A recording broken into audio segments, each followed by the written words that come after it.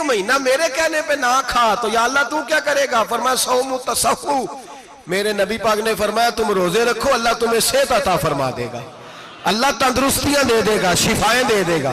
تم روزے رکھو اللہ تمہیں، سبحان اللہ، اللہ تمہیں، اللہ طاقت دیتا ہے، ہمت دیتا ہے، اللہ ہمت دیتا ہے۔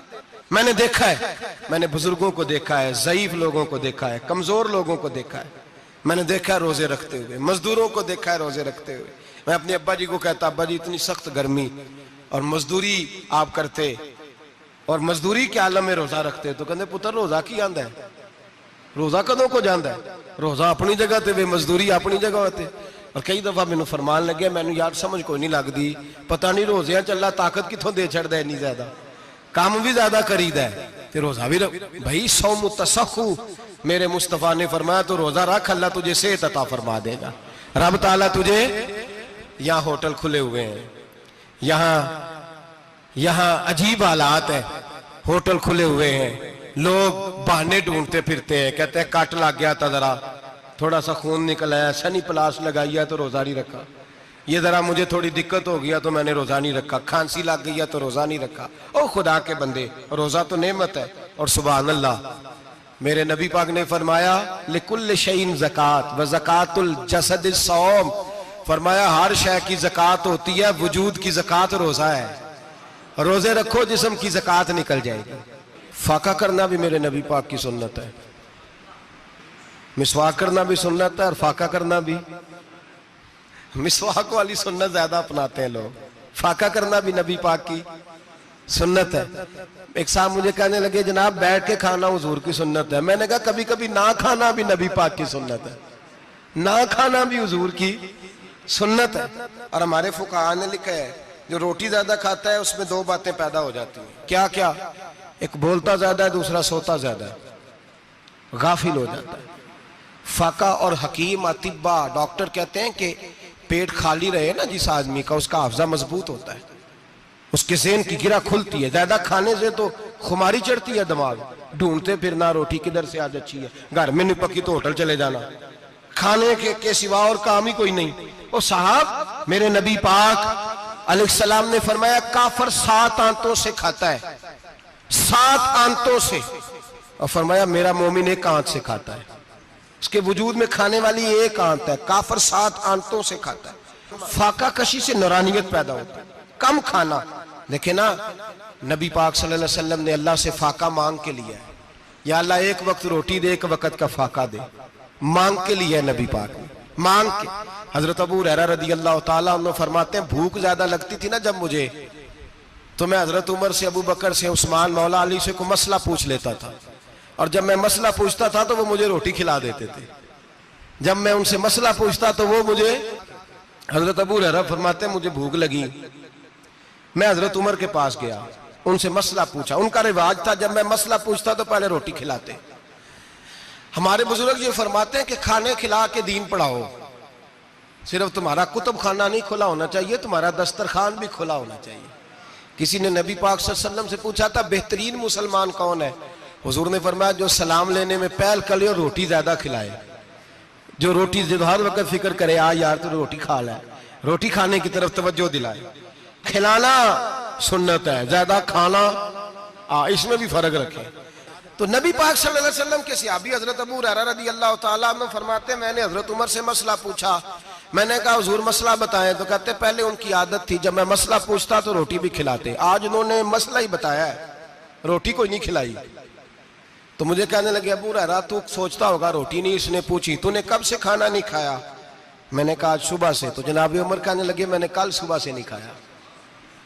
چل ابو بکر صدیق کے گھر مسئلہ پوچھتے ہیں، کہتے ہیں جناب صدیق اکبر کے دروازے پہ گئے، جا کر کے ان سے مسئلہ پوچھا۔ ان کی بھی عادت تھی جب کوئی مسئلہ پوچھنے جاتے تو دسترخوان بچھا لیتے، کہتے آؤ روٹی بھی کھلاتا ہوں مسئلے بھی بتاتا ہوں۔ کہتے ہیں گئے تو انہوں نے بھی مسئلہ بتایا، روٹی کوئی نہ پوچھی۔ تو کہنے لگے عمر ابو ہریرہ تم لوگوں نے کل پرسوں سے نہیں نہ کھایا ہوگا، اور ابو بکر کو 4 دن گزر گئے ہیں، تھوڑا سا دودھ ملا ہے یا کھجور ملی ہے، روٹی کوئی نہیں ملی، چلو در رسول پہ چلتے، آؤ حضور کی بارگاہ۔ کہتے ہیں نبی پاک کی بارگاہ میں آئے، حضور نے چہرے دیکھے، کریم سے مسئلہ نہیں پوچھنا پڑا، میرے مصطفیٰ کریم نے فرمایا بھوک لگی ہوئی ہے تم تینوں کو؟ 3-4 دن ہو گئے؟ اللہ کے رسول نے فرمایا مجھے پورا ہفتہ ہو گیا ہے۔ سبب کچھ اور ہے جس کو تو خود سمجھتا ہے۔ زوال بندہ مومن کا بے زری سے نہیں، بھوک نقصان کا وجہ نہیں بنی، وجہ کوئی اور بنی ہے۔ رشوتیں جو بازار گرم ہوئے ہیں لوٹ مار کے، یہ روٹی کے لیے نہیں، یہ زیادہ کھانے کے لیے، یہ بینک بیلنس کے لیے گرم ہے۔ یہ لوٹ مار کا مقصد کوٹھیاں بنانا ہے، روٹی کا تو رب کریم کا وعدہ ہے۔ جو روز روتا ہے شام کو کہ میرا کاروبار کوئی نہیں، اصل میں کہتا ہے بنگلہ کوئی نہیں، اصل میں کہتا ہے کار کوئی نہیں، پجاروں کوئی نہیں، روٹی تو اللہ عطا فرماتا ہے، اس کا وعدہ ہے۔ فرمایا حضور نے 3 دن بیت گئے، چلو میرا بے تکلف صحابی ہے ابو الحسن انصاری، وہ بڑے نصیب والے ہوتے ہیں جن کو میرے نبی پاک خود کہتے تھے کہ تیری فلانی ذمہ داری ہے۔ اس زمانے کا تو کسی کو کہہ دیا جائے تیری ذمہ داری ہے تو کہتا ہے یہ تو پھٹیکے ڈالنے لگ گیا، یہاں سے تو چھٹی کر جانی چاہیے۔ خوش ہوتے تھے صحابہ کہ ہماری ذمہ داری لگی۔ کہتے ہیں حضرت ابو الحسن انصاری کے گھر گئے، نبی پاک نے فرمایا بھوک بڑی لگی ہے، کھانا لا۔ کہتے ہیں حضور نے اسے کہا تو اس آدمی کو تو وجد ہی ہو گیا، اس نے کہا میرے اتنے نصیب کہ حضور کا یہ کھانا کھلا۔ آؤ دیکھو دنیا والوں، آج جو سب سے زیادہ عزت والا ہے وہ میرا مہمان بنا ہوا ہے۔ فرماتے ہیں وہ دوڑے گئے، بکری اٹھائی، ذبح کی، بیوی کو کہنے لگے روٹی تیار کر، ادھر کھجوریں توڑی، انگور توڑے، کہنے لگے حضور آپ جب تک تناول کریں تب تک کھانا پک جاتا ہے۔ حضرت عمر کہتے ہیں روٹی پک کے آئی، بڑا پیارا گوشت، بڑا اچھا سالن، بڑا خوبصورت خلوص والا کھانا۔ فرماتے ہیں میں نے بڑا ہی کھایا۔ نبی پاک نے نہ ایک روٹی لی اور چھوٹی چپاتی، تھوڑا تھوڑا سالن کونوں سے، اور جب نبی پاک نے کھا لیا تو حضور کی آنکھوں میں آنسو آئے۔ حضرت عمر کہنے لگے حضور روئے کیوں؟ تو نبی پاک نے فرمایا سوچتا ہوں 7 دن کے فاقے کے بعد کھایا ہے، پر ڈرتا ہوں رب اس کا حساب پوچھے گا تو جواب کیسے دینا ہے، اس کا حساب بھی تو دینا ہے نا جو کھایا ہے۔ تو حضرت عمر فاروق کے ہاتھ میں کچھ چیز تھی، زور سے زمین پہ ماری، کا محبوبہ 7 دن کے بعد بھی روٹی کھائے تو حساب دینا ہے۔ نبی پاک فرمانے لگے عمر وہ مالک ہے نا، تو جب دیتا ہے تو حساب نہیں لے سکتا، حساب تو دینا ہے، حساب تو دینا ہے، تیاری رکھو۔ صحابہ کرام فرماتے ہم نے ارادہ کیا کہ آج کے بعد ہم پھر فاقے کریں گے، کم کھائیں گے، اس لیے کہ حساب دینا ہے۔ میرے بھائی وہ فاقہ کشی کرتے تھے، ڈرتے تھے۔ یہاں تو لوگ کھا کے بیمار ہیں، کھاتے جا رہے ہیں، سوتے جا رہے ہیں، کھاتے جا رہے ہیں، سوتے جا رہے ہیں۔ یہ بھی وقت آئے گا رمضان شریف کا، سویرے درس پہ آؤ کہتے نیند بڑی آتی ہے، سویرے 2 سپارے پڑھ کے سویا کرو کہتے صاحب نیند بڑی آتی ہے، فجر کے بعد ہی تو وقت ہوتا ہے اللہ اللہ کرنے کا، سحری کا، کھاتے جا رہے ہیں، سوتے۔ لوگ جماعت سے نماز نہیں پڑھتے، سو جاتے، جماعت کا ثواب چھوڑ کے سو جائیں گے۔ بھائی رمضان مبارک میں فاقہ کشی کی ٹریننگ ہوتی ہے، فاقہ کشی کی تربیت لے، رمضان میں روکے اپنے آپ کو، تربیت ہوگی۔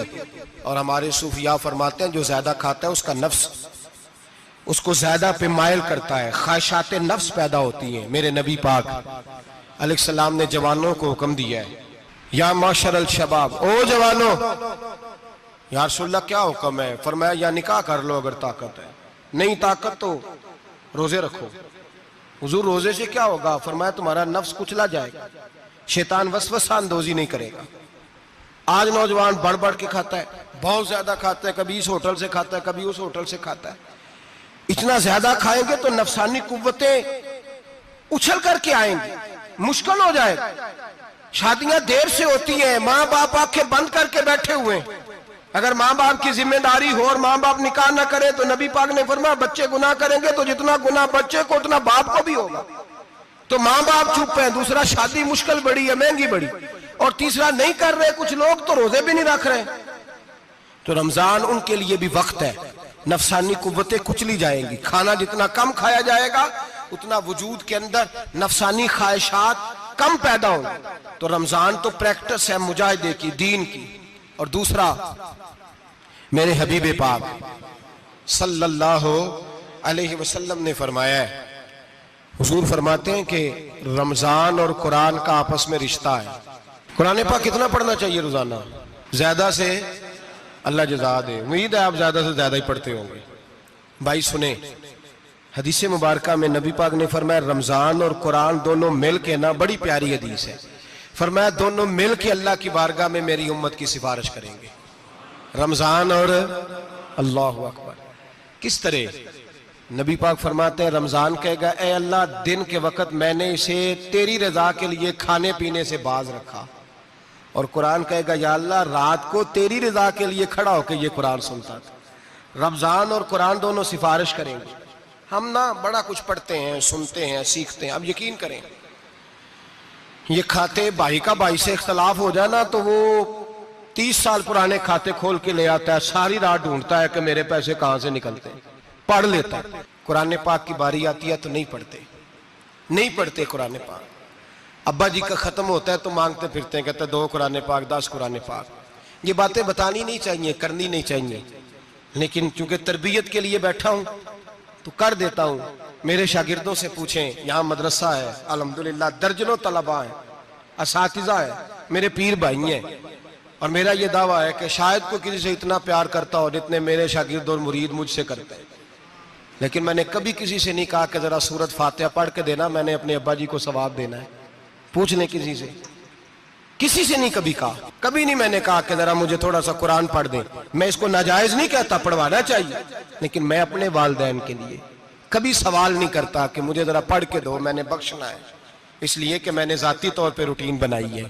میں سمجھتا ہوں کہ کائنات کے اندر میرے اوپر جن لوگوں نے احسان کیے ان میں سب سے زیادہ حصہ میرے ماں باپ کا ہے۔ میں سمجھتا ہوں اس بات، کتنا نالائق ہوں میں کہ میں 1 مہینے میں ایک قرآن پاک بھی پڑھ کے ان کی روح کو احسان نہیں کر سکتا۔ میرا یہ طریقہ ہے ذاتی، میں قدغن نہیں لگاتا، میرا ذاتی طریقہ یہ الحمد سے شروع کرو اور 2 سورتیں چھوڑ کے قرآن پاک ختم کر دو آخری، اور پھر فلق اور ناس صورتیں ساتھ لے جاؤ۔ یہاں بیٹھ کے سالے ثواب نہیں کرنا، ختم نہیں دلانا، ساتھ لے جاؤ، قبر پہ کھڑے ہو جاؤ اور فلق اور ناس صورتیں قبر پہ بیٹھ کے تلاوت کرو، اور جو قرآن مجید پڑھا ہے ان کی روح کو وہاں احسال کرو۔ او بھائی، اولاد جب ماں باپ کے لیے پڑھتی ہے تو اسے کہنا نہیں پڑتا اللہ بخش دے، اس لیے کہ اولاد کی نیکیاں خود بخود ماں باپ کے کھاتے میں جمع ہوتی ہیں، خود نیکیاں جمع ہوتی ہیں۔ میرے بھائی تو بچوں سے یہ تو مطالبہ کرتا ہے کہ بیٹا اس سال رمضان المبارک میں میرے لیے ستو ضرور بنانا، فلانی چٹنی ضرور تیار کرنا، یہ کیوں نہیں کہتا بیوی سے کہ ڈشیں کم بنانا، تو بھی بیٹھ کے قرآن پاک پڑھ، میں بھی قرآن پاک پڑھتا ہوں، ادھر آؤ بیٹا یہاں بیٹھ کے تلاوت کرو، میں بھی کرتا ہوں، بیٹی ادھر آؤ بیٹھ کے قرآن پاک پڑھو۔ کتنا وقت لگتا ہے؟ حافظ اور قاری اور علماء اگر پڑھے تو 20-25 منٹ لگتے ہیں قرآن پاک کا سپارہ پڑھنے، اور اٹک اٹک کے پڑھنے والا بھی پڑھے تو 1 گھنٹہ لگ جائے گا۔ اور میرے نبی پاک صلی اللہ علیہ وسلم نے فرمایا جو قرآن پڑھتے ہوئے اٹکتا ہے اللہ اسے ڈبل ثواب عطا فرماتا ہے۔ فرمایا جو زبانی پڑھے سنگل ثواب، جو دیکھ کے پڑھے اسے ڈبل ثواب۔ حضور کیوں؟ فرمایا اس لیے کہ میرا قرآن دیکھنے پہ بھی اللہ ثواب عطا فرماتا ہے، قرآن دیکھنے پہ بھی اللہ ثواب دیتا ہے، دیکھنے کا بھی ثواب۔ رمضان شریف میں قرآن پاک پڑھے، کھول کے پڑھے، اور میرے بھائی اگر تیرا بچہ پڑھے، اگر تیری بیٹی پڑھے، کائنات کا خوش نصیب باپ وہ ہے کہ بیٹا قرآن پڑھے، چاہے ناظرہ ہی پڑھے، جس کی بیٹی پڑھے۔ زندگی میں انہیں اس کام پہ لگا جاؤ، مرنے کے بعد بھی پڑھیں گے۔ امام جلال الدین سیوطی شافعی رحمت اللہ علیہ فرماتے ہیں حضرت عیسیٰ قبر کے پاس سے گزرے، قبر پہ عذاب ہو رہا تھا، اللہ کا غضب برس رہا تھا، جناب عیسیٰ استغفار پڑھتے ڈرتے گزر گئے۔ تھوڑی دیر کے بعد، چند گھنٹوں کے بعد گزرے تو اسی قبر پہ پھول کھلے ہوئے تھے، رحمت برس رہی تھی۔ حضرت عیسیٰ علیہ السلام عرض کرنے لگے مولا تو بے نیاز ہے، میری طاقت نہیں تیرے کاموں میں بولنے کی، پر ابھی تو یہاں عذاب ہو رہا تھا، ابھی رحمت برس رہی ہے۔ جناب عیسیٰ کہتے ہیں آواز خدا بندی آئی، عیسیٰ بندہ بڑا گناہگار تھا، پاپی تھا، مجرم تھا، خطاکار تھا، لیکن جب اس کا انتقال ہوا، اس کی بیوی حاملہ تھی، اس کے پیٹ میں بچہ تھا، بچہ اس کے انتقال کے بعد پیدا ہوا، آج وہ 4-4.5 سال کا ہوا ہے، مکتب میں گیا ہے، مدرسہ میں گیا ہے، استاد نے بسم اللہ شریف پڑھائی ہے، فرمایا اس نے توتلی زبان سے کہا ہے بسم اللہ الرحمن الرحیم، کہ عیسیٰ مجھے بتلا اس زمین پر وہ معصوم جسے ابھی رحمان اور رحیم کہنا نہیں آتا، وہ توتلی زبان سے مجھے رحمان اور رحیم کہے، اور میں اسی زمین پہ اس کے باپ کو عذاب دوں۔